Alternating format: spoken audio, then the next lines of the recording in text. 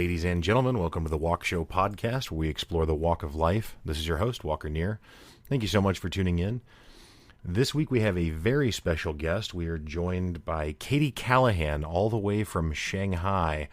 I actually grew up with Katie here in Springfield, Missouri, but she's been living abroad for a couple of years now and has been in China since August of 2019. So she was there when the coronavirus outbreak started and actually came back for a bit and then returned. But really excited to have her on and really appreciate her taking the time to join us. We've got quite a time difference, but she was willing to carve out some time to share her stories and insights of what it's like to live in China in general, but also what it's like, during this pandemic outbreak that we all are now dealing with. So really excited about the episode. I think you're really going to enjoy it. As always, the music for today's episode is made by Misha Zarin, so thank you, Misha, for providing the music. And without further ado, let's get on with the show.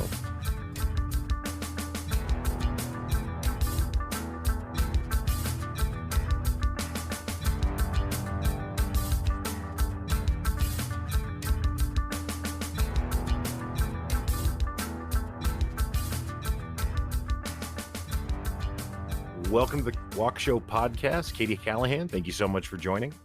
Thank you for having me. Yeah, so this is pretty wild. I've known you since I was like 5 years old, maybe. I mean, kindergarten or first grade, somewhere in there. Yep, definitely. Pretty sure kindergarten at Sherwood. Yeah. And Chris Crabtree, obviously, who's been on the show a few times. Yep. I do have, this is completely not related to the rest of our conversation, but I have to share a story that I have always remembered, and not in like a bad way. It will sound like a bad story, but I think it's funny, just so we're clear.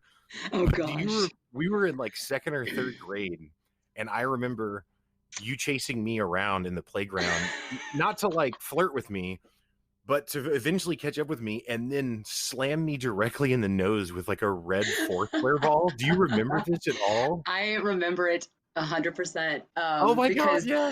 It is, it's when they started giving out red cards, green cards, yellow cards for behavior. And I think it was the first and only red card I got. And I was just mortified. Oh my gosh. Hilarious. Yep. That is hilarious. Oh my gosh. It was the start of an unfortunate trend for me. Later, in junior high or middle school or whatever, there was this girl named Jenny. Oh no. I didn't really know. And she'd gone to the school, because I went to a Lutheran middle school. Okay. I wondered where you went during that time. Yeah. And so she had like gone there for elementary and moved away. And so she was just coming back to visit. So I didn't know her, but she knew all the other kids, because it was a real small school where most of the people had gone there all the way since kindergarten. So I started, which I will not do now because it's horribly offensive, but I started doing like an impression of Forrest Gump, like saying Jenny, right? Oh. And she just walked over to me and kicked me in the shin so fucking hard, and it split my shin open and it started bleeding. Oh my gosh, she wasn't messing around. She was not, and I just started crying, just like I did when you hit me in the face with the ball. I'm not a tough guy at all, so. Oh my gosh, yeah. It never works for me, but the girl's anyway. Been kicking your ass for decades, huh? Dude. You know what though? I'm glad that's my story instead of the other way around. You know what I mean? Like. Yeah. True that. It's funny though, because you're not a little guy, so what does that say for us girls?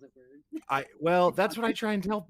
Like when I used to work in restaurants, and servers and stuff would be like, I hope you never get mad at me, and I'm like, why? And they're like, because you're huge, and I'm like, I'm not a monster. I'm like gentle giant over here. Yeah. Anyway, that's hilarious. I'm glad you brought that up, because I've totally always remembered that, and it's one of those stories. It's literally like the worst trouble I got in elementary. That's funny. I mean, I'm sure I did something to deserve it. I'm sure I pestered you in some way, or who friend knows? or something. Right. Who knows?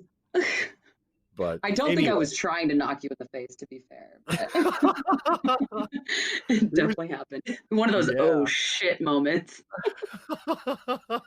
Whoops. Yeah. And just so you know, that's carried on. Those moments of embarrassment have carried on through my life. Oh, hey, great. Yeah, people will ask Yeah. me, like I'll do something that's very mildly embarrassing, like at work, and someone will be like, aren't you worried about being Oh, humiliated? And I'm like, you no, have no idea. Like no, this is no. yeah, That's this funny is not because the I feel bottom of that, the barrel. yeah, I'm the same way. I'm just like, oh, no, no, that I lost that a long time ago. Right, right. That's fine. Anyway, so yeah, so you grew up in Springfield, Missouri, where I grew up and Correct. where I remained, and you have traveled at this point at least to live in Shanghai. Is that correct? Yep. Yep. So I actually lived in Springfield until I was 32. And then my husband and I at the time decided we were going to go on an adventure. And we decided, he's a teacher by trade. I was not at the time. And we decided to move actually to Thailand. And he had just finished getting his master's. And we ended up going to Thailand just for something new. So, which I found was pretty cool, and a lot of people thought was interesting because a lot of people don't leave that area, or if they do, just the first time I moved away was halfway around the world. It was Right. crazy. It was an experience to say the least. Um, Yes. So how and did you then choose Thailand? we looked into a couple places. Thailand was just I love to travel, and it was always somewhere I wanted to go. And Mm, so we were kind of just like, let's look around. I've always heard about this, teaching abroad and stuff. And since he had his teaching certificate, it was just an option that we just basically started Googling stuff, to be honest, and yeah. looking up different places. And we also looked in like Dubai and just he looked where jobs were opened. And there's certain uh, I don't think he ever went through a agency. There is agencies that can help you find this type of placement, but we ended up just finding the school, and did a video interview. I remember it was like midnight and he was in his suit and tie at MSU doing like what we're doing right now, and an interview over the internet, and just Wow. got hired, and we left within, it was a few weeks. It was quick.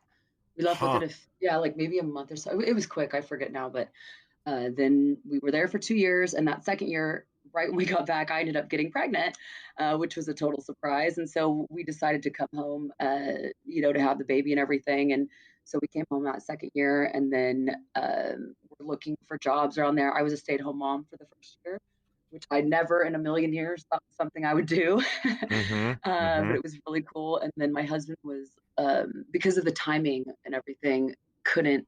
He ended up substituting that year, and it was just, it's not good money and all that. He loves it. He's Right. an incredible teacher, but then other jobs that second the for the next year it wasn't happening. And so we're like, well, let's look abroad again. And China is somewhere that we'd heard was really good, and so he ended up finding a place here. And I was when went to Thailand, I didn't actually have a job lined up. And when we got there, because I had been working while he was getting his master's, and uh, so he was kind of like, "Oh, you take a break, it's fine." And I figured I'd find something eventually. Well, after a month of not working, I was just bored out of my mind, Mm-hmm. and ended up getting a job at the same school as him as a teacher assistant. And so I ended up doing that for the 2 years I was there, which kind of prepared me for this school that he got a job at in China. We told him about my experience, and I ended up getting a job as a humanities teacher at the same school again. So Huh. it's really ended up working out perfectly for us as far as that's concerned, with working at the same schools. And then also when we moved here, they have a school on campus for our son, and he gets normally the tuition, really expensive, but he gets to go there for free. Oh, So cool. yeah, so it was a really good transition after being a stay-at-home mom to, there's a whole thing when you leave your kid and all that. And so he's on Sure. the same campus with us. We actually lived in the dorms on campus when we got there, so it's kind of it's like a little safety net. We're on this campus, it's safe, you have your own security, and you get to walk Mm. right next door to the building or to the school, and our son goes right into the school next door. And so it was just a really easy transition. And Huh. yeah, so That's wild. yeah, So what was it? And I just don't know anything about any of this sure, stuff. sure. So like, what's the cost of living like uh, compared to the U.S.? And again, Missouri is a very low cost of right, living part of the U.S. So right. So here's the deal, and one of the reasons why we wanted to live abroad again too was, in Thailand the cost of living was way cheaper. In Shanghai, this is like one of the biggest cities in the world. I believe maybe the biggest population wise, 26 million Oh, people. And wow. what's funny, Walker, is that I remember one year, like in high school, my parents took us to New York City, and I was like, I will never live in a big city. This life is not for me. And now I've lived in Mm, Bangkok and Shanghai, which I think are maybe the top two biggest cities in the world.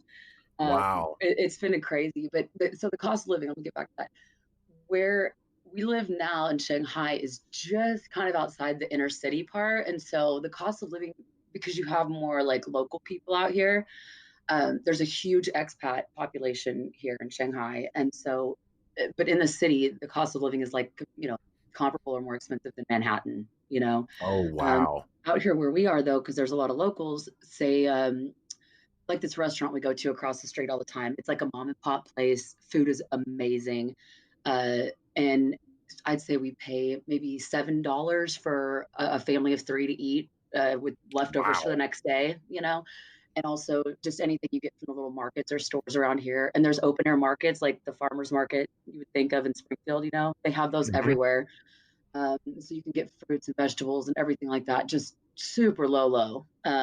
So also one of the big pulls for people that are expats that are coming over here and teaching is the school gives you, they pay for your rent basically. You get a stipend every month, and um, interestingly enough, we actually make about $400 a month by living off of campus now, Oh, huh. which is crazy, but because we each Right. get a certain amount in our apartment, which is really really nice, it just doesn't cost as much as we get, so we just get to pocket that money. That's cool. So yeah, that's another one of the reasons we came here, was for financial reasons, because you can actually end up saving a lot of money. This year has been, well, obviously what no one in the world has planned Sure. on happening. So it hasn't turned out exactly how we would have thought with saving and everything. But if you don't go out, if you don't go into the city all the time, you can really rack up some cheddar. Oh, that's But awesome.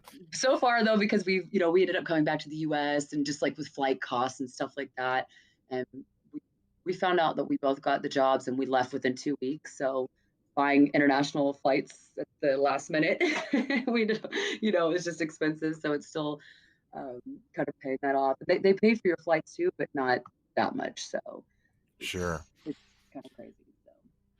So So, how was it going? I mean, both to Thailand and then China also. What was it like, like the language that barrier? Because you don't speak either of the nope. languages, right? Yeah. Nope, no, sir. Nope, nope, nope. Especially, well, yeah, that's I would say the most difficult thing about moving abroad is we kind of just jumped into it and didn't think, oh, let's move somewhere where they speak English. Um, and Thailand, yeah, no, especially out where we live there, it was just on the outskirts of Bangkok. And when you get you take taxis everywhere. It's like Uber, right? But Mhm. you take them there, and if you don't know the directional stuff, even though have it on GPS, I swear these drivers, it's crazy. And yeah, it was very alienating at first, Mhm. especially, and also, my husband and I are not small individuals also, and Mhm. so you get just people stare at you a lot, and the language barrier, you can't just, especially because like in Springfield, Missouri, I'm also a very friendly person. I'm always smiling at people and just chit chat, and Mhm. you just don't have that. Um, Mm. especially not in China. In Thailand, it's called the land of smiles, and people will at least like smile back at you and stuff like that. But it was very overwhelming to not have that just natural interaction of just huge cultural differences. Huge. Yeah. But So it sounds like the food though you found is oh, delicious. oh, for sure. Yeah, yeah. Thai food is incredible, and Chinese food. Of course, it's nothing like you get in good old Springtown, but It's not cashew chicken. Are you kidding me? no, but it's different. It's great. In Thailand, it was a little bit scary for me because I don't know, I have some weird thing about meat and the bones and like they put everything in the food, Mm, and so it was a right. struggle. And I ended up being a picky eater in Thailand, I guess you'd say, but whatever. I branched out. I tried. Sure. But it was still, yeah, it was crazy. And just, you know, people don't think about that aspect of it, like just going down the road and signs being in a different language. And when you go to a restaurant trying to order food, you are screwed if they don't have pictures first off, and if you don't know Right. like just the basics, because not only is it in a different language, it's in characters that you can't read. They don't write stuff in English. It's in Thai or it's in Chinese. So Right. you're Well, so looking at I've a seen like menu. the Google apps that they have where you can like hold your phone up and it'll like translate it kind of in real time. Does that work Yep. on those languages? Mm, like the symbols or just the language in general? Well, like I've seen, and again, I've never traveled Yep. abroad, but I've seen on the internet people like looking through their phone at like so they're putting the camera up to a Yeah. sign or something, and then on the Yes. phone screen it's actually translating it for them right there. Yes. So in Um, Thailand, that didn't really work. mm, I don't know what was up with that, but even when we try to use Google Translate to talk to people, like one time I needed a phone charger, my phone got messed up, and the thing, whatever, and we were at this like one of those farmers market type places, and I was trying to wheel and deal with the people, and I used Google Translate, and it ended up saying something about like a goat fucker. Like, ah! But luckily they got a big laugh out of it, and so in Thailand, that didn't really work. There's some apps that they would say were better. We never had good luck with it, but here in China, absolutely. There's an app called WeChat, which is huge. Have you heard of that? is that the one that's like where it's like everyone's like social media and bank account and there's like Yes, the social score and all that stuff? absolutely. Like it's yeah, everything. When I leave my apartment, I don't have to have anything on me. If I have my phone, it has everything. I can talk to everybody. I have all my money. You have a QR code that is like I'm a QR code now, and everywhere I Right. go, it's connected to my bank account. When I use my like DD app, which is like Uber, it just does everything for you, and everything's connected through WeChat. We do all of our like work chats and stuff on there, and there's even an app called WeChat Work, and that's how especially now, it's how I clock into work every day and clock out, and it Hmm. is everything. I don't use the social media aspect of it, but most people over here do. I just not my thing, but Right. yeah. So it's all on there. But that's the app that we use really to translate languages, especially because when we go somewhere. Just the other day, we were at a sushi restaurant and this new mall that opened up, and so we take a picture of something like the image or whatever, and you just go into WeChat, open it up, and it hit translate, and it like scrolls the screen and then translate it for you. Uh, Hmm. sometimes it's on, sometimes not. You got to be careful because Chinese symbols are like a block, right? And so if you turn it one way weird, it can completely alter the meaning or like what it Oh, says. right. Right. So, or if you try to do it sideways, like I always see my husband trying to do it sideways. I'm like, no, you can't do that. It's like it's like the symbol is upside down, or sideways. You can't. Yeah. So That's pretty wild. interesting. But it works a lot better here in China for whatever reason. So does Google Translate. But it's still pretty much a daily struggle with communication, I'd say. And to be honest, I enjoy China, but the people I would say are not as friendly. Just talking to us and Yeah. stuff like that. So, and it kind of always felt like they're yelling at me when I'm talking to them. Right. But so yeah, just Huh. trying to keep it chill and use Google Translate. It's interesting. The Yeah. coolest Well, I thing mean, I've seen was, yeah, this one tech place we went to had it's a little device, a little handheld device, and they would talk into it. It would immediately translate what they said, and then they'd hand it to me, and I'd hit my button. It would immediately translate what I said, and it was perfect. wow, that's Um, like some Star Trek but that shit. That's crazy. it was no, it was super cool. It cost like maybe 600-700 bucks, so we didn't get one, but Wow. we still contemplated it because it would be handy. Right. Right.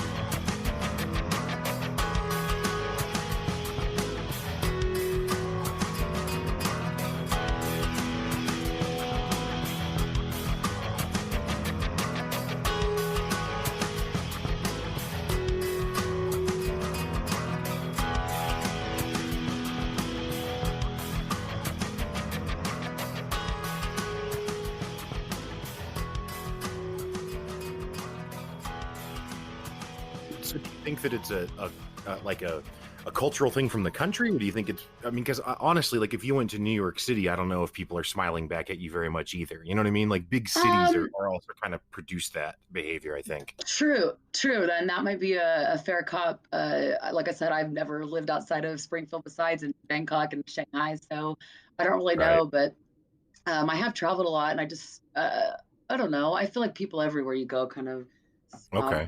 For me, anyways. I got a big old teethy grin, and I'll shoot it at you until you smile back. But you're probably right. It definitely does have to do a lot too with the big city aspect, I think, and people just kind of minding their own business. Right. Um, really, it was a total culture shock when I went back to Springfield after the first year of being in Mm, Thailand, and even the second year going back. And I remember the first day I went back, and I had to go to like Walmart or something. I was at Walmart, yeah, and you just have to get stuff, like toothpaste and shampoo and or whatever and mm-hmm. the one aisle I remember I just broke down and was going into the dog food aisle, and because there's so many options and you can read everything and see everything, and I had a little dog and everything, and I'm like, I just remember breaking down. I don't know if it was pregnancy hormones or just the overwhelm, just being so overwhelmed, and Right. like it was during the day when most people are working, but a lot of older people were there, and so they would be like, Walker, I shit you not, like 4 feet away from me, and they're like, "Oh, excuse me, honey, I'm sorry, I don't mean to be in your way." And I'm looking around, I'm like, are they talking to me? Like what? Because I just come from Thailand where people will knock into me, and I Right. would I would look at these little Thai women like, really? Like you're okay. It was a trip because people are just that spatial awareness thing and of a big city and just people there, it really is. And I think it's just the Midwest too. People are really friendly and talkative and oh, Mm-hmm. excuse me. Oh, didn't mean to let me slide by you, that whole thing.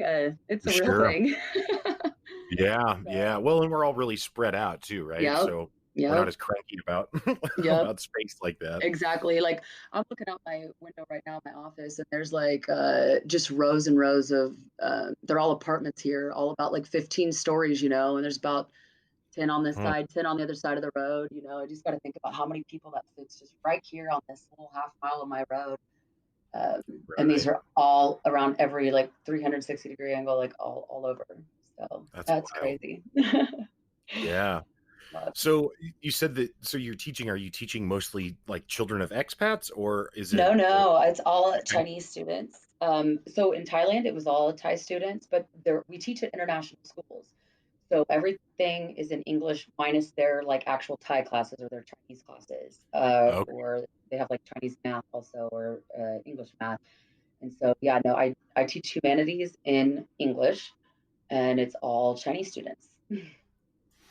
So, what is humanities really? Like, what subjects are that, or what Great, topics? great I guess. question. At this school, it's really, I would count it as like world history here. Okay. It really covers actually, it can cover even like business or economics or, stuff like that, which I prefer teaching. Or like I even taught like some leadership and marketing, and that's more stuff my speed. But at this specific school, because I'm teaching middle schoolers right now. My school in Thailand was high schoolers, which I much more preferred. Uh, just behaviorally, but Sure. these middle schoolers, because of where we're at with them, like we don't have business classes, we don't have leadership really, but I try to incorporate that into history however I can, um, Sure. just because I think it's important skills for them to know. And so, yeah, teaching, yeah, humanities it actually covers a wide range of things, but for now, Yeah. world history is what I'm really teaching. Yeah. I Yeah. definitely did not go to college. Did you not? So I don't know. Yeah, I went to OTC for like a semester, a couple of different OT times. skeezy. Oh yeah, and then, but yeah, I remember complete departure. But when we were in high school, Crabtree and I actually snuck into a strip club, and well, we didn't sneak in. I mean, we just went in, and they didn't card us because we were so Yep, big, yep. And and and Tree was like, "Look, if anyone asks, like, you got to lie and tell them that we're in college, And I was like, "All right, I got it." So we get lap dances Oh independently. my gosh. And so I am the most awkward person in that situation. It's super weird. Like it's Me super weird. too. Me too. I like to strike up And a conversation with him about yes, yes, that's exactly what I'm doing. So it's like, I mean, it's a very obscene search situation, of course. And here I am, like, so what do you do for fun? And like, because it's a person, I like I don't. know, right? It's weird. And I know, same. so this girl was like, so do you go to school around here? And I was like, oh yeah, I go to SMS. That's how long ago it was. It Right. was still. Yep, yep, yep. And I was like, oh, I go to SMS. And she was like, oh, cool, me too. And I was like, oh shit. Oh, And she, what year are you? And I was like, a freshman. And she was like, oh, cool, me too. First or second semester. And I didn't even know that was a thing that you could be, because in high school you can't be that. You're just a senior or a junior or whatever. oh, this is great.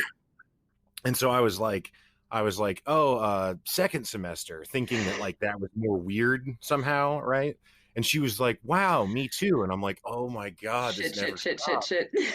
Yes. And she's like, what classes do you take? And I was like, uh social studies. And she just stopped and looked at me, and I was like, Oh my I'm God. I don't really go to school. I don't know. I don't know what else to say. It's like, holy shit, do not say that out loud. They will beat you up and throw you out of here. Do not say. Yeah. I was like, okay, my bad. So I mean, Social she was studies is definitely like a middle school term. That's correct. quality. That's what made me think of it, because you're like, I teach humanities, and I'm like, I don't know. I stopped paying attention at social studies. Yep, So yep. Well, that's basically what I'm teaching anyway. That's hilarious. I love this. Thinking of you and Tree. God. Please tell me it was Club Mercedes, the one it right next to our good old was throwback not days. Oh, illusion out in oh Nixa. gosh, oh gosh, oh gosh. Yeah, yeah. That's So that's great. anyway. So you have been in China for you said a year at least now. Is that right? We moved here last August. Okay, so Hmm. not quite. Yeah. Um, but you were certainly there when the whole COVID-19 outbreak kind of started. Yep. Sure Yeah. was. So obviously in America, it's something that we did not take seriously at all until maybe 3 weeks ago. Hmm. And you could argue that still not really taken seriously in many Hmm. ways. Yeah. What was it like being there when, I mean, what's going through your head when that's, you're in a not So home? yeah, so what went through my head, and okay, what a lot of people don't understand is that when this really broke out, it was at the start of Chinese New Year.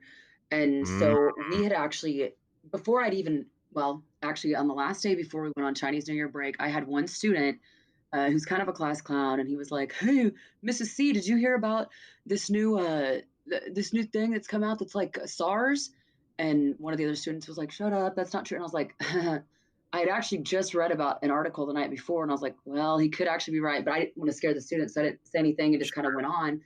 It was in the back of my mind, but anyway, I was super stressed at work, not thinking about it, and I was getting ready to go for a week-long trip to Bali with my best friends that I've met over here, and mm, and I was also really sick, which ironically enough, all the symptoms that are with this thing right now.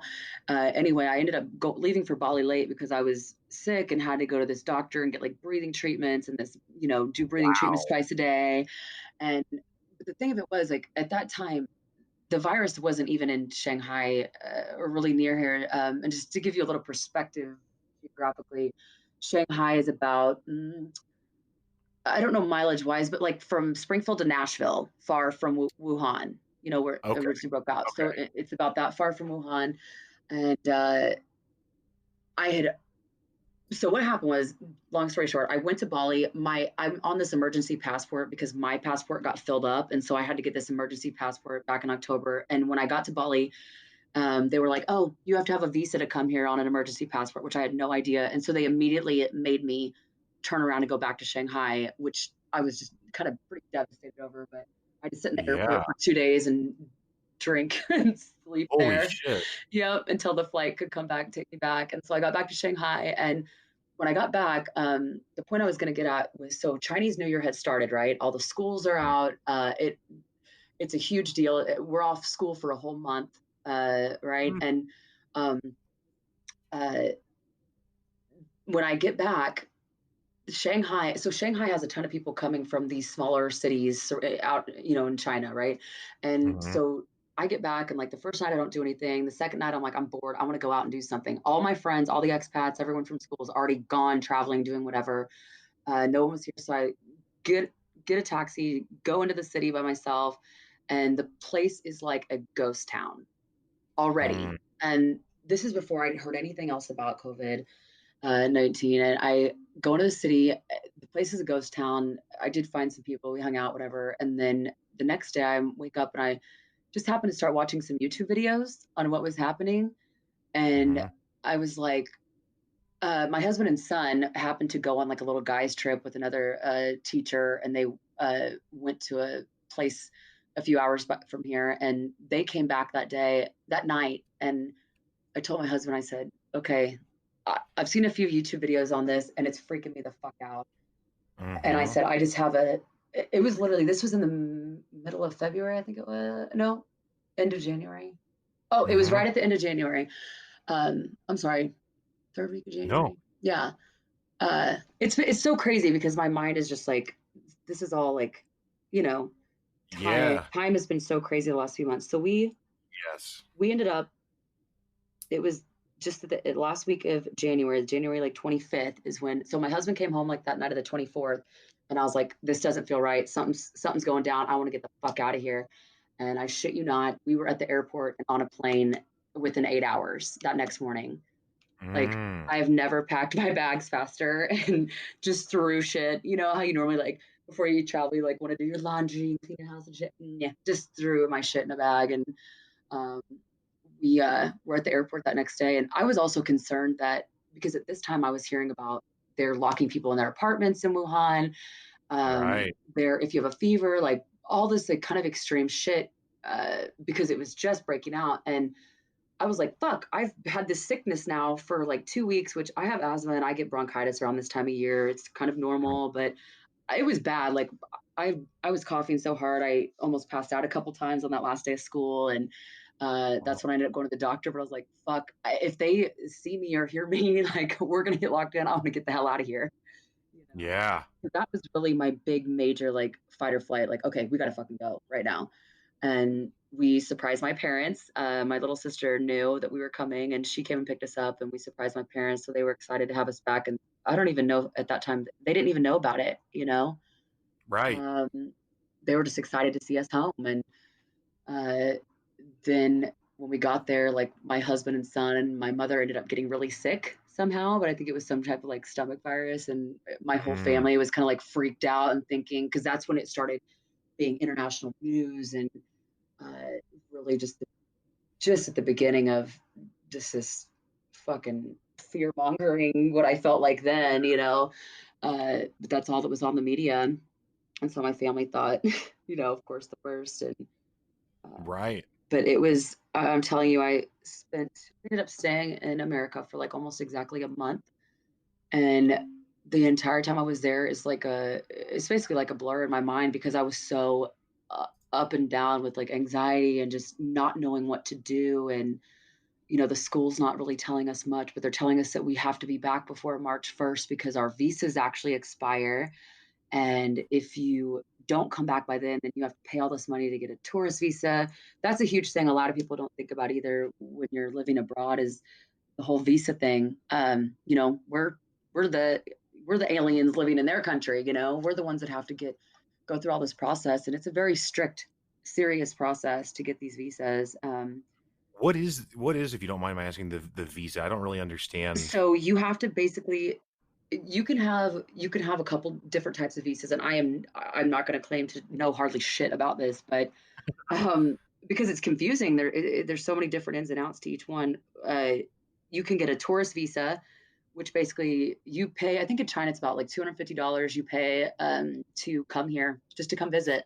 Uh, Mm, in Thailand, you don't have to do that. You don't have to have a visa for that. But to stay over 30 days, you do have to have a work visa, or mm, you do what's called border jumping. And I had to do that first month when I was in Thailand because I didn't have a work. I wasn't working yet, so I had to go fly into Laos, the country next door to Thailand, and mhm. just stay there for a few days and get my passport stamped, and then come back. and it's something that's very common over here. People do it all the time. Uh, Huh. yeah, otherwise you get a huge fine. Here in China, it's very, very serious. And we had a work visa. Once we ended up having to get, because we did it so last minute, we had to Hmm. get tourist visas to come here. And then we had to have it expedited. So that was for my husband, my son, and I. Um, it probably ended up costing us over $1,000 just to get Wow. those. And then by the time we got here, the school normally pays for that stuff, but because of that situation, no, I think they did pay us back for most of that, but not my sons, but my husband and I, they did. Mm. But then the ones over, when you get over here, you have to do the work visa process, and you have to go to like, oh, I forgot about this weird like hospital clinic. You have to go, and you're like a lab rat. I swear to God, they put you in this line in a robe, and you're totally naked underneath, and you're right next to this just line of people, just one by one, and you're in these weird hospital gowns, and they put you through each room. Like, all right, go to the next room, go to the next room, and it's all these different testing to make sure you don't have like, well, a fucking disease or a virus or something. Right. And it's weird. It was super weird and like uncomfortable and awkward. And but then once you go through that, then you have to go to these interviews to get the work visa. Um, and for some reason, our school got these for like 6 months, so they all expired on March 1st, and it was a huge, huge stressor for us expats on whether to come back or not. And we ended up they said you have to be back by February 24th. I was like, I just couldn't do it, and I thought for sure my mom was gonna throw herself in front of the airplane before it took off with Right. her grandson. But we um we ended up getting back because, well, once we got to, you have to fly like where we flew out of, we because it's so far away, you have to end up stopping in like Japan before you get to China. And so Mm. we flew through Tokyo, and we got ended up getting stuck. We missed our first flight, so we ended up getting stuck there because the next flight got canceled because of the virus, and then the next flight was like 3 days later, and so we got stuck and had to stay up in a hotel for like 2 nights, and it was just super stressful because if we didn't get there by February 29th, which thank God we had that extra day this year, uh, Right. Right. then we would have been totally fucked and would Wow. have had to stay in Japan until we could get our visas for China. And yeah, it was super stressful, dude. Yeah. I can't even explain. It's a wonder I didn't drink more, really. But we ended up cruising through Shanghai on February 29th, Shanghai Airport, February 29th, and the lady at customs was like, in immigration, she was like, this expires tomorrow. We're like, we know, we have our school's already working on it, and she fucking let us through. We couldn't believe it. We were really living on a prayer, to be honest. And Yeah. so then Huh. So, oh, go ahead. then our school just basically sent off our passports, and we just got them back from the visa office. Just got Mm. them back on March 27th. So Okay. that's how long it took. And it was scary because here's another thing people don't think about is we were so worried about coming back and knowing we had to give up our passports. um, the lady at our school assured us it would only be 10 days because if the virus got worse, right? Like, I wanted to get the fuck back out of China. Like, I Right. wanted to get my passport, get my visa, and get the hell out. We were thinking about going to Thailand or wherever, stay on this side of the world, which now, ironically, China is like the fucking safest place to be. Right. She assured us 10 days, and then now we ended up not getting our passports back for 27 days. And Right. it's super frustrating, and it's very nerve wracking not having that. Your passport is your thing, especially like the U.S. passport is the strongest one in the world, which means it's kind of like this golden ticket when you go places. And if you flash that, like, say if you get in trouble or something happens or whatever, like, I would say that like you're least likely to get fucked with. Or Mm. it's also it's your ticket out if you need to get out, and so it's all you have is for identification, and it's nerve Huh. wracking just not even having that. And so, yeah, we luckily, once we got here, so that was kind of the deal. Is, I mean, I was watching these numbers like a hawk. When we were at home, and my husband and I couldn't even barely sleep, and because it's on Hmm. the other side of the world, so people over here were giving us updates, and we have these expat support groups for our school that just people were all over the world, and just so they're 24/7 in this group. And um, you're just watching these updates constantly, and then the news from China is different than what you're seeing in America. And then also, of course, hearing like, oh, China's lying about the numbers and shit like that. And you just don't know what to believe, Right. because Yeah. Well, I think that even with the American media, though, there's some of that. I mean, I think that's why a lot of people aren't taking it seriously, because there's so much bullshit all the time, because everything's so sensationalized that it's like, who knows, everyone's like, it's not that big of a deal. CNN's just freaking out. It's like, no, it's actually fucked up this time. Yeah. You don't know what to believe. And like, especially because the world has never seen anything like this. And then people want to compare it to all of this shit in the past, like SARS and Ebola and stuff like that. And it's like, yeah, the media was doing the exact same thing and it ended up being nothing. Well, guess the fuck what? This time it ended up being something, and it's a big something.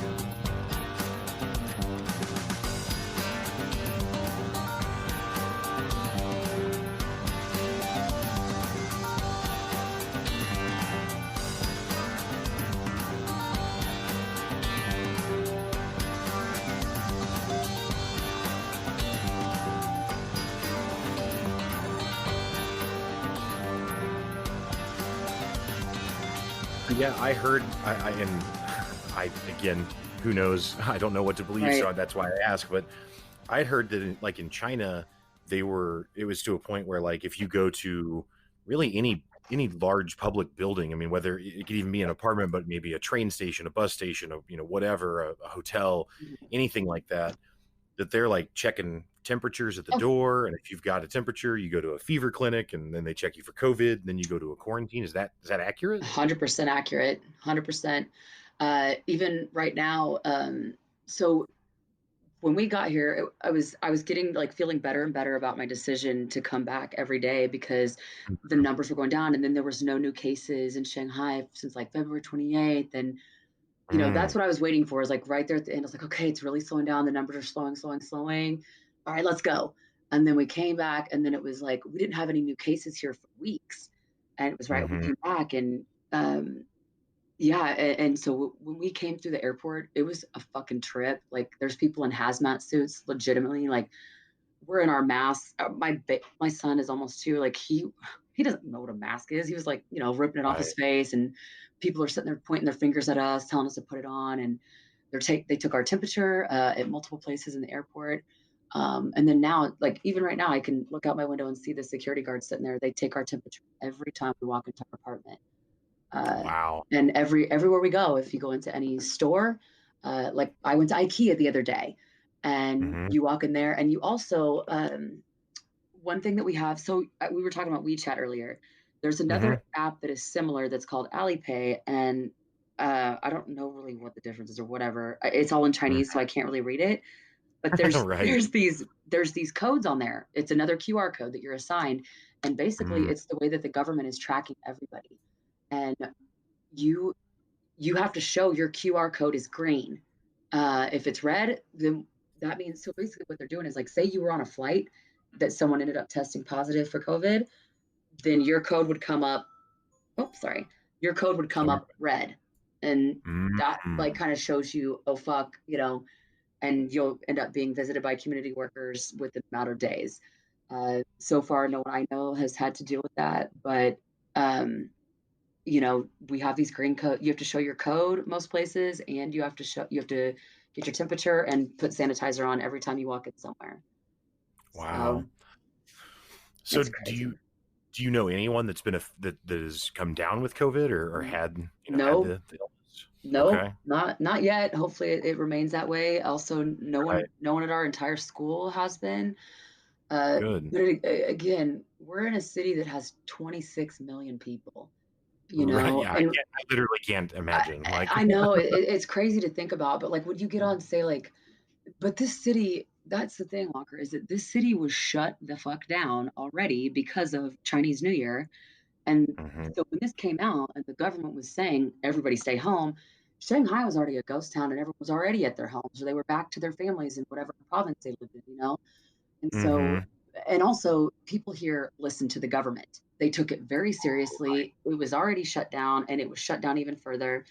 And yeah, like I don't know, it was what point I was even getting at there, but it was shut down and people weren't, you know, going out, doing anything. Well, yeah. Well, I was asking you if you knew anyone Oh, that right, had right, come right. down with it. So yeah, I mean that makes sense that Yeah, so because mostly the people that were affected, say like in Wuhan at the first and whatever, and then it all started being like people that were traveling in and out. Mhm. And so now they've ended up shutting down the borders. No foreigners are allowed in at all. Mhm. And I actually have three of my friends that are colleagues that are now stuck outside of China, which for them could be really shitty for their jobs if we end up going back to school, which I don't think is going to happen soon, and they can't get back in the country. But so they're also anybody that does come in now is having to stay at these government hotels for 14 Mhm. days. And no, it's terrible conditions. They don't allow you to use like air conditioning or heat because they Oh don't want my God. the temperature in the room to affect your temperature. And even if they're doing like any of my friends that have come in the last couple weeks, they test you when you come in for coronavirus. And even if you have a negative test, you still have to go to your apartment and quarantine for 14 days. And Wow.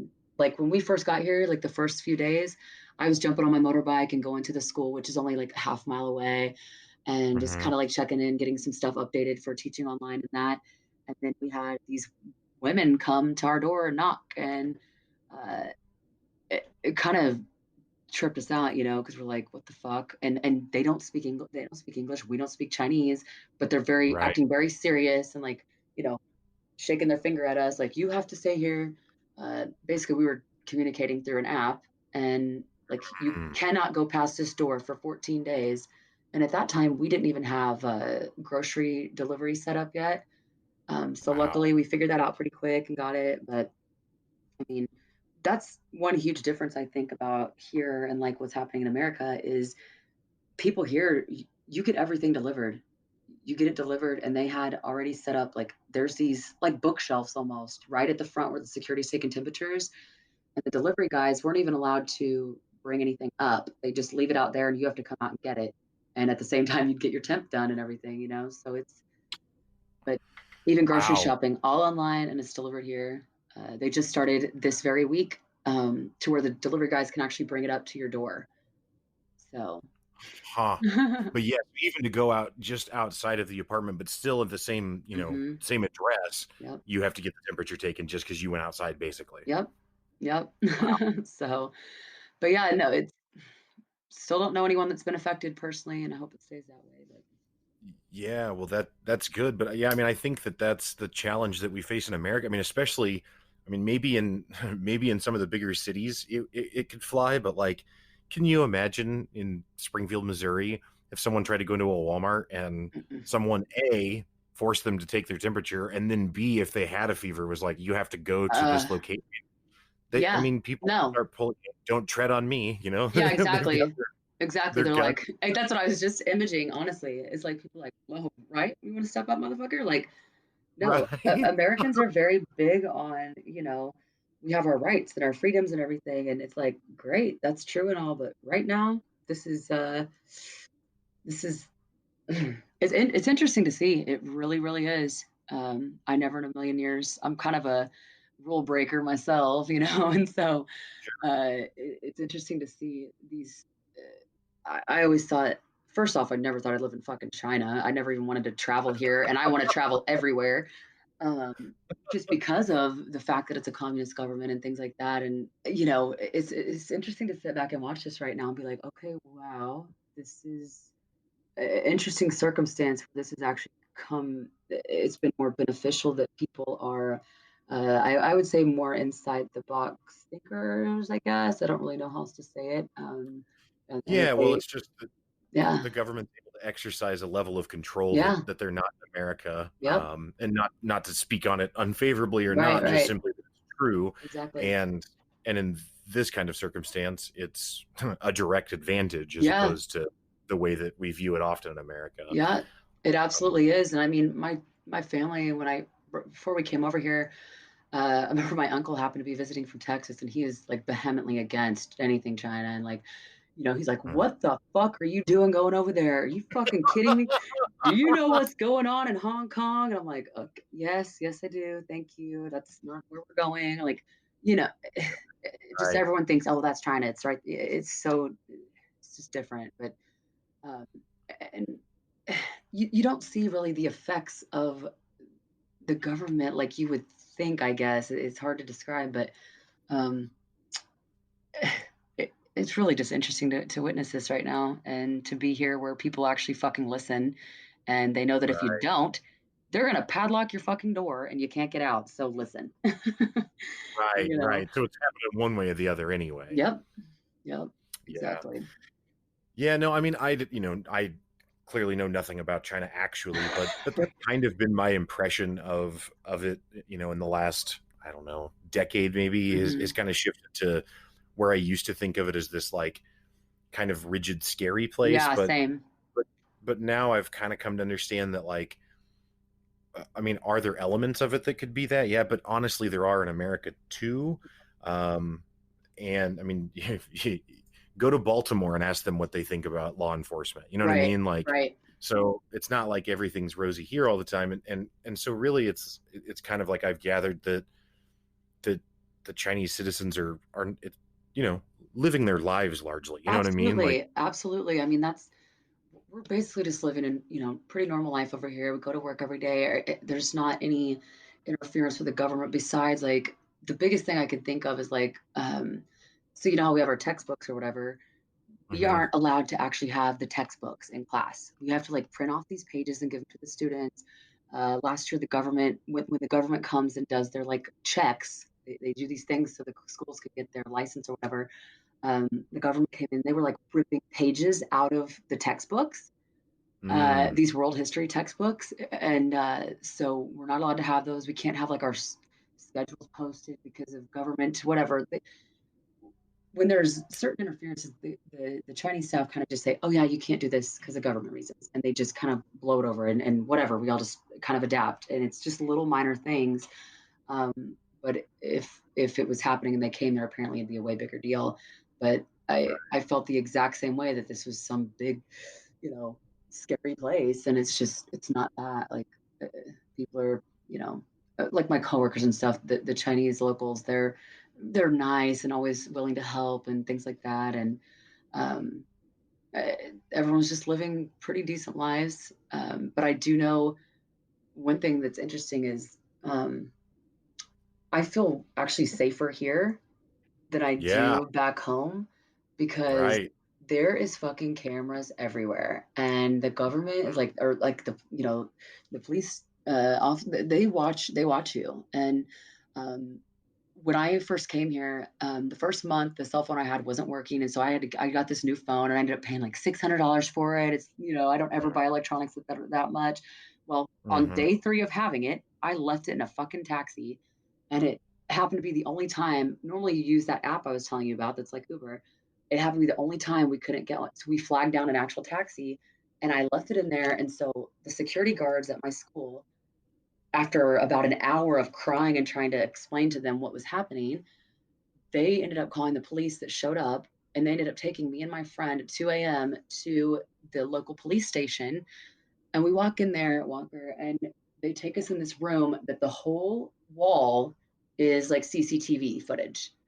It's wow, all footage from everywhere. And I mean, they were like scrolling back to this footage and found, you could see so clearly, like the guys that were coming up through like the metro, I could read their t-shirts. It was so clear.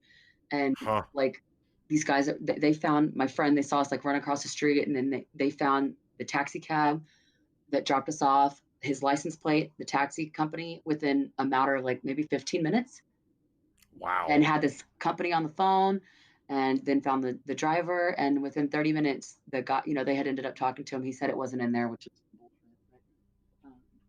But, Like so many, it was just such a trip to see how quickly they moved and try to track that down, even though who the fuck am I? Uh, and that's just what they did. And it's like they didn't, it's almost like they didn't have anything better to do. Right. You know, it's like, what do you care about this fucking idiot's cell phone that she left in the car? You know, like I feel like our cops would Right. be like, go fuck yourself, like go find yourself. But it was a trip. But I honestly, like when I saw that, normally like back home, where I used to have this attitude of like, I don't want the government to be able to track me, or I don't want to be seen like that. But here it's almost, especially when you're living in a foreign country, it almost makes I feel safer.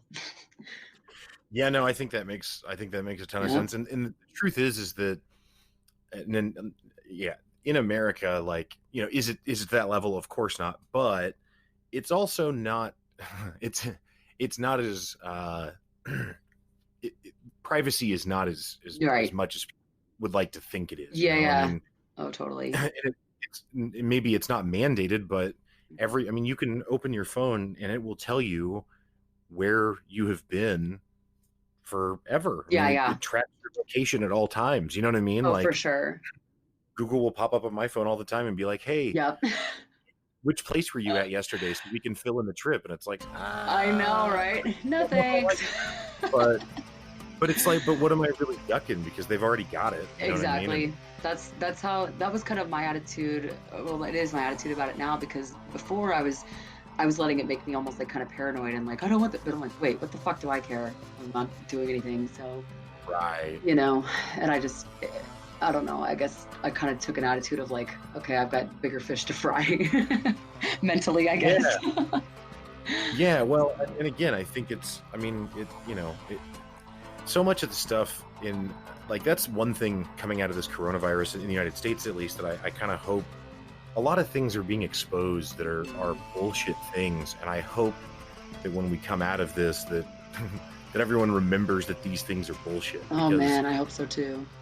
so much of it is just like, we all like I've seen a nurse that I'm friends with on social media had posted a thing about, like, I think it's called like the JHCO or something, but it's Mm-hmm. basically a hospital regulatory body. Yep. And they were like, up until coronavirus happened, like, we would get fined if we had scotch tape on the wall. Yep. And now, like, they don't even care if we have masks because there's not enough. You know what I mean? And Yep. it's like, yeah, because the regulation before was stupid. Yep. You know, I mean, not there shouldn't be any, but it was way too heavy-handed because it's a bunch of self-serving people. Absolutely. running. It's like they don't have enough fucking time on their hands, or you know. And I Right. I saw a nurse post something similar about like, okay, so this is happening now. Can you get off my back about having my fucking Diet Coke on the counter back there? Like, Right, like yes. that. And yeah, Exactly. that doesn't matter, especially these people like that. You know, they're working their asses off, and I'm not just talking about Yeah. now. Before.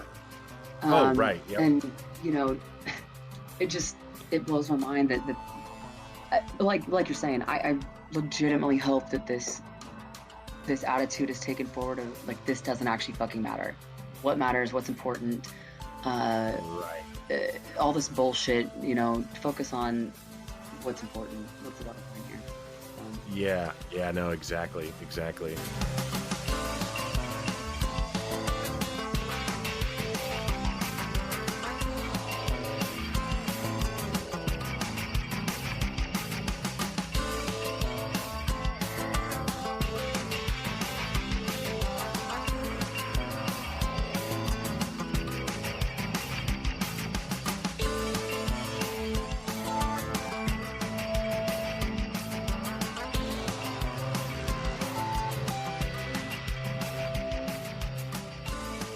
We talked about kind of the downsides of it all, or the way that it's scary, but Mm-hmm. what have you been doing to like, we've only been in quarantine here Mhm. for, and again, I use air quotes around quarantine, but we've only had stay-at-home orders. I mean, in Springfield, it's been a week. Yeah. Not even. So, people are really struggling to cope with having to be at home and whatever. How have you kind of dealt with that? Yeah. You know what's interesting? And just as you're saying that, I just realized I almost kind of prepared myself for this when I was being a stay-at-home mom. I was living out on my parents' horse ranch, and everyone was gone during the day, and I was out there by myself like every day, all day, and I know it is Mhm. different, but that feeling of like alienation, isolation, and it was something I never actually really had to deal with. And my husband and I were sharing a car because we just moved back, and so I didn't have any way to leave. And Mhm. so I guess in a way, I almost was like a little bit prepared for this feeling, like being actually trapped almost. But Right. so what I've mostly been doing is spending way too much fucking time on Facebook. But to be honest with you, I follow some different groups on there that are they deal with mental health, or they're like it's almost like mental health groups that are they we like joke about, like we post funny like mental health like memes and shit like that, that is Mhm. and recently there was actually a study done. I wish I had like a link for you.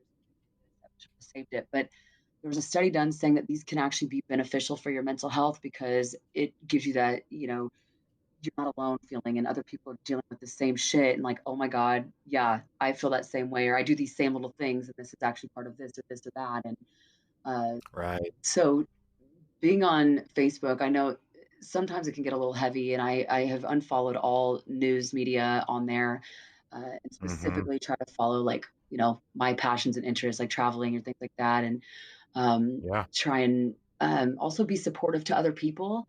That's something that helps me get through hard times, being supportive to other people, like just Mhm. being a shoulder to lean on or whatever. And right now we're having to do it through social media, and so I do that, and makes me feel better. It's uplifting to me, and we're you know I'm to the point now, so we're like a month in, right? Just hit a month, I think yesterday it was. Yeah, yep. Mhm. And uh I woke up yesterday, and I I don't normally wake up and read the news. It's something I stop myself from doing, Mhm. so I could start my day off a little better. And there happened to be some, how your phone will like suggest shit. It was saying something from YouTube, like watch this video, and I happened to click on it, and it was this report from about New York City and what was happening there, and just this thing, like this article, or this yeah. I mean it. I was so overwhelmed, and just um, Mhm. started crying. I'm not a crier. I'm not a crier, Right. and I was just so overwhelmed and just so scared for everybody back home, because I know like people aren't taking it seriously and everything, and just seeing the reality that's right there in New York. And I know they're the worst right now, but I was so overwhelmed. And then also I looked at my WeChat and my expat support group, and uh, got news that now there's a resurgent cases in Shanghai. And Mm. it's the first time that that's happened, and now there was like 145 new cases as of yesterday, and that's coming from nothing. And it's like, what the fuck? Mhm. And that all happened within a matter of like 10 minutes of me waking up, and I was just so overwhelmed, and like, so I just forced myself to put my phone down and like go take a shower, go Right. get Right. ready, and like you see a lot of people saying that online, like keep a routine and all that kind of this and that. Well, eh, I have to say, after a month of not having a routine, like I tried to, like, I would get ready every day, did my hair and my makeup, and Mhm. try to kind of do that, because if you don't, damn it, you'll fucking, you'll be 2 or 3 days in, you're like, oh shit, I look like a gutter troll, and what am I doing with my Right. life? And so what I was getting at, sorry, I started rambling, is No. that I'm to the point now, especially after yesterday, it was a big eye opener for me, that I need to start my routine. I need to have Yeah. which I normally wake up at like 7:30 because I have to clock in for work, but I'll kind of like try to go back to sleep. Like I need to wake up, like I need to set actual like eating times, because that's what another Mm. problem is. Like I'm eating so much food. I'm like, oh my God, I done a lot of work to get in the shape that I was in. Like, okay, I gotta be healthy here, not, because you're just so fucking bored. Right. The next time I'm sitting there and I just ate something, I'm like, I think I'm hungry again. My husband's like, drink something, like drink some water. Right. My Right. son too. Like I can tell he's super bored. He keeps walking in there, opening the fridge, and he's just a little nugget. He doesn't know what the hell he's doing, but it's something to do. And Yep. so we're going to, as a family, start having a better routine. And my husband was already really good about taking my son out and taking him over to the school's playground, or taking him on walks and shit like that. But he would normally do it like while I was teaching and working, because we're trying to juggle that as well, which has been interesting. Um, and so he would take him while I'm doing this. And it's like, no, no, no, we need to do that together as a family. So I actually get up and get the fuck out of the house, Right, right. and it just, you know, I don't know. Everyone's like, oh, I'm going to work out at home and chill. Trust, I haven't got around to it not one day in a month, and I'm like, it's not even about working out or whatever. It's about moving your body, and it actually helps so much with your mental health. Yes. And any day Yep. that I've got up and gotten out to even just walk around a little bit, which I don't even want to encourage that to anybody listening in Springfield or wherever your listeners are mostly, but uh, because I feel like people are getting out so much, but like here we didn't have any new cases, so it was not that big of a deal to get out and be. People are still super aware and like stay the hell away from each other, and um, Right. but anytime, what I was getting at is anytime I did get out, even just say me and my friend went to the mall the other day, I feel so much better. Even just getting out and taking my son for a walk for 20 minutes, I feel so much better. Getting out, getting some sun, some fresh air. Um, but we don't normally go far from our house, and we're staying very safe about it and mindful. Um, so that's that'd be my biggest tip, I would say, if Yeah. for all of you in quarantine is don't get out, but you know what I mean. Get out, Yeah. Well, go out back if you have back porch or patio. That's the thing I'm just desperately missing right now is having a patio to just sit out there and enjoy, nature. right. Yeah. Feel a breeze maybe or Yeah, something. exactly. But Yeah. so that Yeah. I mean, I think there's opportunities still, even while being safe, to sure, still go and go on a walk on a trail or something, or sure. where you're not encountering people, in close Yes. proximity. But Yeah. you're absolutely right that it not to be taken lightly. Yeah. Um, so yeah, I mean, I think those are both really. I think those are things that make a lot of sense, and really, I think you kind of spoke to this, but they're not just they're not just quarantine tips. Like they're really tips Yeah. at all times, Yeah. right? Like True having that. a routine is huge, and the very first thing you said, which is being there for other people and doing Yeah. stuff for other people. Like it's incredible Oh how yeah. much better you feel about yourself when you help someone else. Oh, for sure. And people that don't know that these are out there, these support groups that are on Facebook. It, Hmm. I mean, you have people all over the world at your fingertips that are going through something similar now. And I've been in these support groups for other reasons, and but now especially this, it's like I don't know. It just it helps more than I can even explain.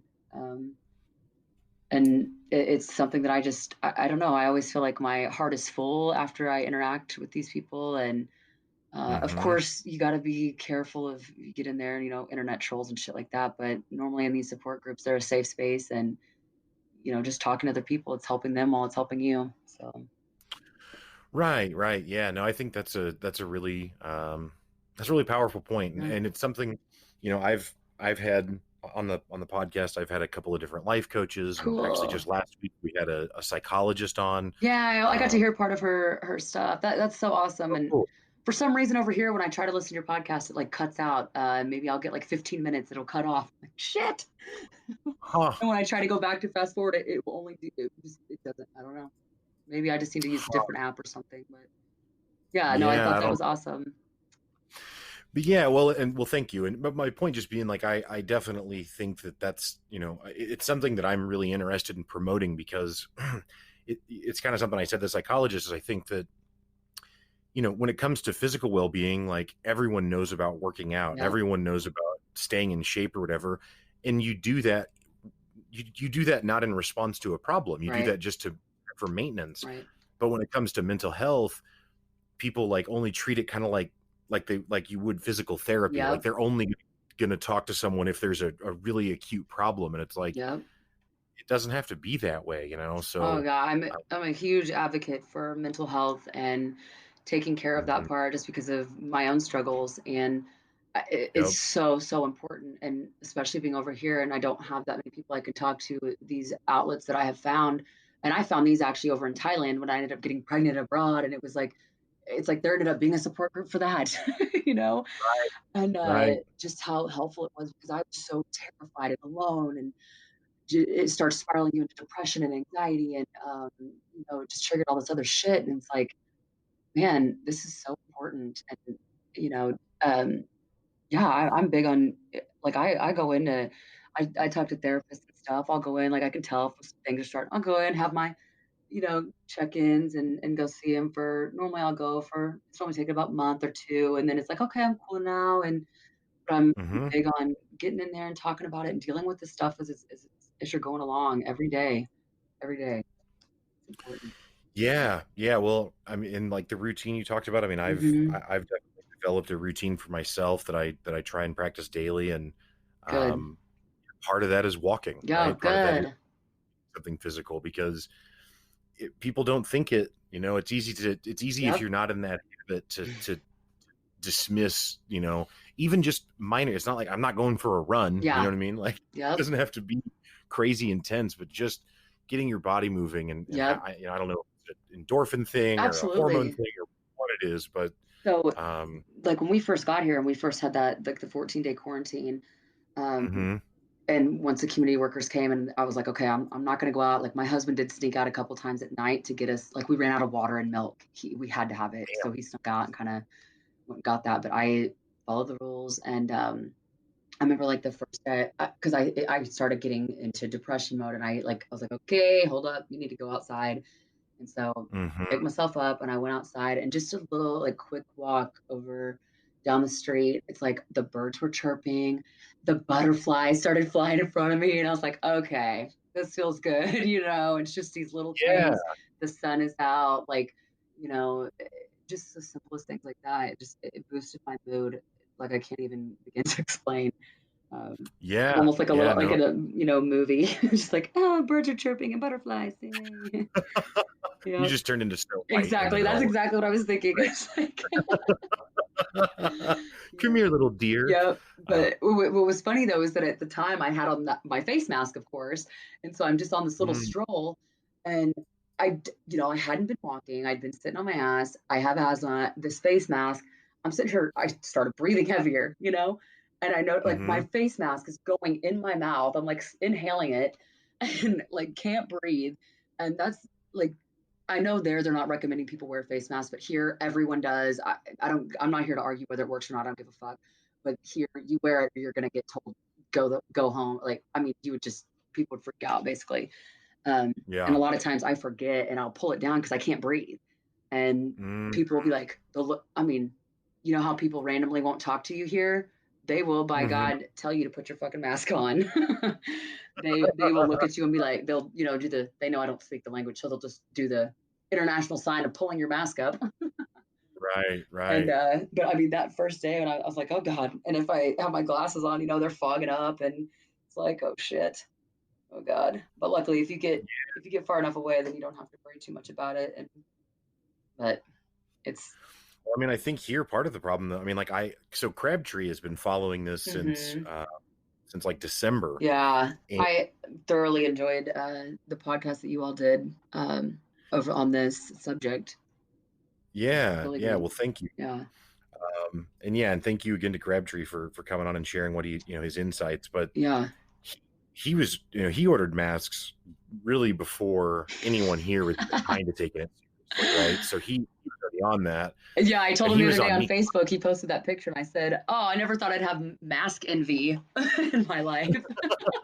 I know, That right? thing is I know he has legit. the capuchin mask. Yeah, he looks like a ninja. Well, and it actually Uh, has the thing that's like solid so it doesn't suck in your mouth like what I'm talking about. right, right, right. Yep. But yeah, so he was all on that, and he was Smart. really urging me to order masks. And so finally, I was like, all right, I'll order some. And yeah, I mean, I ordered them at the end of February, Yep. and they just never came. Really? Wow.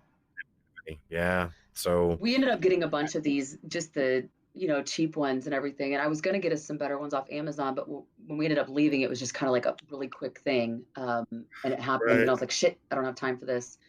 And so we didn't get them, but I really wish I would have now. I think we might yeah, need to look into it again, uh, right, see if we can't get something better. Because they came out with an article the other day saying that now it's safer. You don't really need to be wearing masks when you're out walking the streets if you're keeping your distance, but still most people do. But I was like, yes, yes, yes. And now with this, resurge in cases, I don't probably have to. I don't know. I think that I could probably get my hands on a good mask though on the off of the internet over here. Right. Yeah. Well, good luck doing that. Yeah. I think that's honestly, beyond just the way that the government and society works over there. I think also just the fact that you guys actually can get testing. I mean, Oh yeah. I at the beginning of March traveled to Orlando Mm-hmm. for a podcast conference where I'm in a hotel resort with like 2,000 people for the podcast, and then Yep. probably another 1,000 people that are there at random, and so I was back, and I haven't had any symptoms. I've been back for 3 weeks now, but last week I called my doctor and was like, "Hey, explain the situation. Should I get tested?" And they were like, "If you don't have direct symptoms, then we won't test you." And Yep. it's like, well, we're we're kind of behind the eight ball Oh because we my can't even God. figure out who's a danger. You know what I mean? Like, That's the thing so is that like I was telling you, everybody now that gets brought in, that comes into China has to get tested. And I mean, right, there's a fucking ton of people, yeah, and all these people are getting tests, and they're you know, there's tons of tests. Why? What is happening in America that this is not? Uh, it blows my mind. It honestly does. I don't it I understand. I And couldn't then agree more. I did happen to just see a Facebook friend who could potentially. She had to get tested, and they said it's going to Mm. take 4 days to get the results. What? Yeah, if I'm not Like, mistaken, it's because they have to ship it to the CDC headquarters in Atlanta. like get They have to process it and then send their results back. get the Like fuck out it's of here. insane, right? This should have been buffed out a while ago. Like, no, it's Yeah, crazy. like I could even understand it if like in the first week of it being like a thing, like we're Hmm. not ready. But I mean, here we are a month, and Mm. it's about to be another month, Oh and man. Yep. I don't know. It So, blows my mind. I just saw in South Korea, which if you haven't followed what they've been how they've been handling stuff, definitely check that out.